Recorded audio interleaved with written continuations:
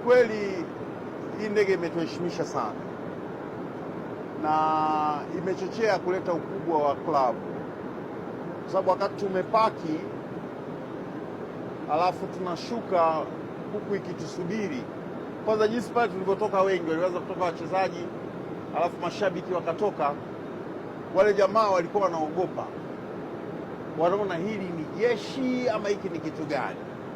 Kwa hiyo ule wingi wetu uliwatia hofu na kufanya kwamba hii timu ni kubwa, lakini ndege kutusubiri kwa siku 4 ilikuwa sio kitu kidogo na sio kitu cha kawaida.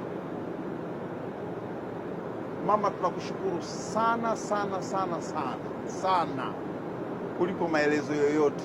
Umetuheshimisha, umetufurahisha, umetufanya hatukuwa wanyonge, umetupa ukubwa ambao hatuko nao. Hii ni kubwa sana sana sana. Kila mmoja alikuwa anaongea naye kwa wakati tofauti. Hiki kitu kimemfurahisha sana.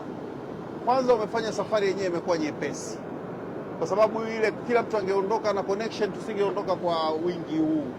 Kila mtu angechukua flight yake ikawa ile una connect wengine, kwa sababu kutoka hapo pia kwenda Morocco ni mbali sana. Kwanza safari imekuwa fupi, lakini tumekwenda kwa wingi tukiwa pamoja, tukizungumza na kupanga mipango nyakati zote mbili, wakati tunaenda kupambana na wakati tunaenda kurudi baada ya mapambano, tukifikiria namna ambavyo tutapambana kwenye mchezo wetu wa pili. Lakini kutukusanya pamoja na kutupa wingi, kule Morocco tulikuwa tumeonekana kama tuko nyumbani. Wale jamaa walikuwa wanashangaa, mbona wako wengi namna hivi?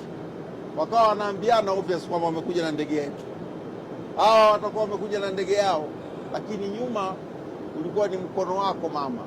Mungu akubariki sana sana sana sana sana, na wema wako huu hautasahaulika mama.